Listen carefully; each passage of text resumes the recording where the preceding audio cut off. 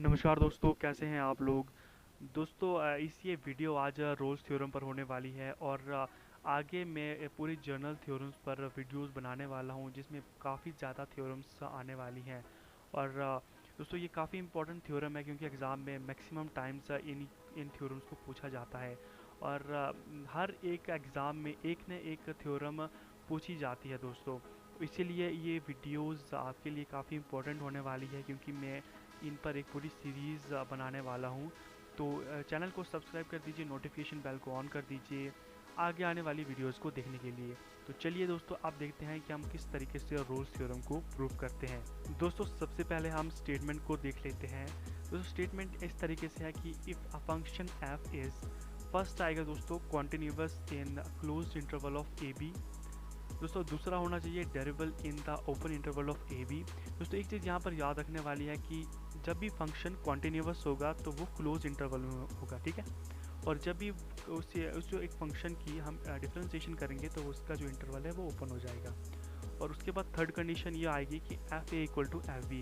जब ये तीनों कंडीशन सेटिस्फाई करेंगी तब हमारे पास क्या होगा कि then there exist at least one real number C जो कि बिलोंग करेगा ए और B, open interval of A और बी, ठीक है। Such that F dash C equal to zero, F dash यानी डिफ्रेंशिएशन, ठीक है। तो F dash C equal to zero होगा। तो ये इसकी स्टेटमेंट है। जब हमारे पास ये तीनों कंडीशंस सेटिस्फाई करेंगे तब हमने इसमें एक रियल नंबर को मतलब एग्जिस्ट करेगा, ठीक है। तो वो जो है वो रियल नंबर वो बिलोंग करेगा ए और बी में। तो अब हम इसका प्रूफ देखते हैं। दोस्तों, केस वन में हम देखेंगे कि if F is a function, sorry constant function in close interval of A B. दोस्तों, हम मान लेते हैं कि एफ एक कांस्टेंट फंक्शन है close interval of A B. तो यहाँ पर क्या होगा, then f dash x equal to zero, ठीक है, for all x belongs to close interval of A B, ठीक है, which implies f dash C equal to zero for all C belongs to A B, open interval of A B. जैसे कि मैंने आपको ऊपर पहले भी बताया था कि जब भी हम डिफ्रेंशिएशन करेंगे तो जो ओपन इंटरवल क्लोज इंटरवल है वो ओपन इंटरवल हो जाएगा, ठीक है। तो ये रिज़ल्ट जो है वो ट्रू है इस केस के लिए। दोस्तों, दूसरा केस जो है वो ये है कि if F is not a constant function throughout close interval of A B. पहले केस में हमने ये देखा कि जो एफ है वो कांस्टेंट फंक्शन है, ठीक है।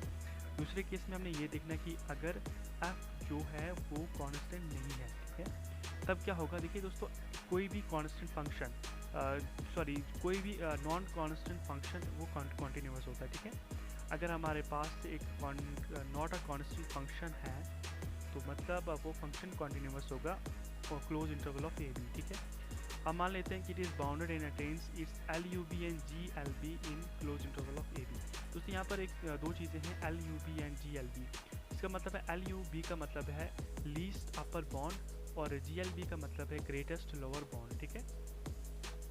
Since F is not a constant function, ठीक है, एफ जो है वो कॉन्स्टेंट फंक्शन नहीं है, therefore at least one of these bounds L U B या फिर G L B must be different from the equal values fa, fb, and let this bound be attained at x equal to c, where c is different from a and b, that is c belongs to ab.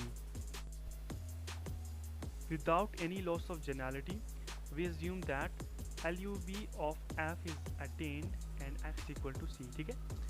दोस्तों, मुझे पता है कि आप ऊपर वाली चीज़ों को थोड़ा समझ नहीं आई होगी, ये काफ़ी ज़्यादा थ्योरेटिकल है।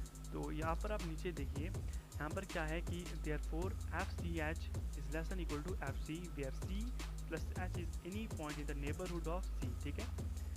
एच में भी पॉजिटिव और नेगेटिव कुछ भी हो सकता है। इफ़ अगर हमारे पास एच जो है वो ग्रेटर देन है ज़ीरो के, दैन हम फिर क्या होगा दोस्तों, F C plus H is sorry F C H minus F C upon H is less than equal to zero के हो जाएगा, ठीक है। तो जब हम लिमिट लगाएंगे यहाँ पर h tends to zero plus, तो f C H minus F C upon h है। दोस्तों, ये फॉर्मूलेज है, आपको तो पता ही होगा, ट्वेल्थ में हम इससे काफ़ी ज़्यादा क्वेश्चन को सॉल्व करते थे, ठीक है। तो यहाँ पर हमारे पास R f dash c is less than equal to zero आ जाएगा, ठीक है। अगेन हम देखेंगे एच जब less than equal to zero होगा, सॉरी लेस देन ज़ीरो होगा, तब हमारे पास इस तरीके से फिर से फंक्शन होंगे। आपको सिर्फ यहाँ पर एक चीज़ ध्यान में रखनी है कि जब हमारे पास फंक्शन एच जो है वो ग्रेटर देन है, तब हमारे पास जो F C H minus F C upon H की जो वैल्यू है वो लेस देन इक्वल टू 0 आ रही है, ठीक है। और जब हमारे पास एच इज़ लेस देन 0 है, तब हमारे पास जो आगे वाले की वैल्यू है वो ग्रेटर देन इक्वल टू 0 है, ठीक है। तो इसलिए हम लिमिट लगाएंगे 0 माइनस से, ठीक है। हमारे पास L f dash c is less than equal to greater than equal to 0 हो जाएगा। दोस्तों हमने स्टार्टिंग में ही जब हमने केस सेकंड को स्टार्ट किया था तो हमने देखा था वहाँ पर कि हमने एफ को नॉट अ कांस्टेंट फंक्शन लेना है। तो अगर वो कांस्टेंट नहीं है इसका मतलब वो कॉन्टिन्यूस है। अगर वो कॉन्टिन्यूस है तो वो वेरिएबल है। जैसे हम मान लेते हैं कि वो ट्रिग्नोमेट्रिक फंक्शन है, तो जो ट्रिग्नोमेट्रिक फंक्शन है जैसे साइन एक्स उसकी डिफरेंशिएशन होती है तो वो कॉन्टिन्यूस फंक्शन है। तो साइन एक्स से अगर डिफरेंशिएशन करेंगे तो वो वेरिएबल है, यानी उसकी डिफरेंशिएशन होती है। तो F X is variable in the open interval of A B. मैंने आपको ए बी के बारे में पहले ही बताया कि डिफरेंशिएशन होगी तो जो क्लोज इंटरवल है वो ओपन इंटरवल में हो जाएंगे, ठीक है। तो एफ डैश एक्स एग्जिस्ट करता है for all x belongs to A B. अगर ये X belongs to A B के लिए एफ डैश एक्स के लिए एग्जिस्ट कर रहा है तो इसका मतलब ये एफ डैश सी के लिए भी एग्जिस्ट करना चाहिए।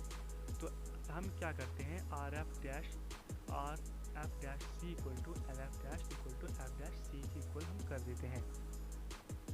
अब यहाँ पर देखिए दोस्तों हमने क्या किया है नीचे की F dash C equal to 0। Since 0 is the common value of LF dash C and RF dash C, ठीक है, ये कॉमन वैल्यू है 0, इसलिए हम इसको 0 पुट कर दिया यहाँ पर।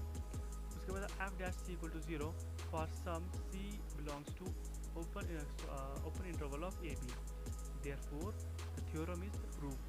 दोस्तों यहाँ पर हमने देखा होगा कि मैंने ऊपर इसको since कहा, 0 is a common value ऊपर, तो दोस्तों यहाँ पर क्या है कि इसको हम बिकॉज भी बोलते हैं और सिंस भी बोलते हैं, ठीक है। इस पर इधर कंफ्यूज मत होना। तो आप देख सकते हैं कि मैंने किस तरीके से थ्योरम को प्रूव किया है। दोस्तों इस पर आगे भी काफ़ी ज़्यादा वीडियोस होने वाली हैं।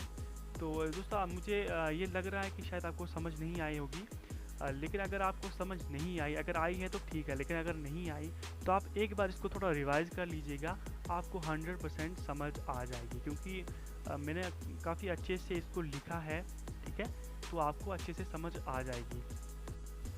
दोस्तों आगे भी थ्योरम्स को देखने के लिए हमारे चैनल को सब्सक्राइब कर दीजिए, और साथ ही अगर आप हायर मैथमेटिक्स पढ़ रहे हैं, अगर आप किसी भी कॉम्पिटिटिव एग्ज़ाम की तैयारी कर रहे हैं जिसमें हायर मैथमेटिक्स पूछा जाता है, तो ये चैनल आपके लिए काफ़ी हेल्पफुल रहेगा, क्योंकि इस चैनल पर हम ऐसी वीडियोज़ अपलोड करते रहते हैं। तो मिलते हैं दोस्तों अगली वीडियो में।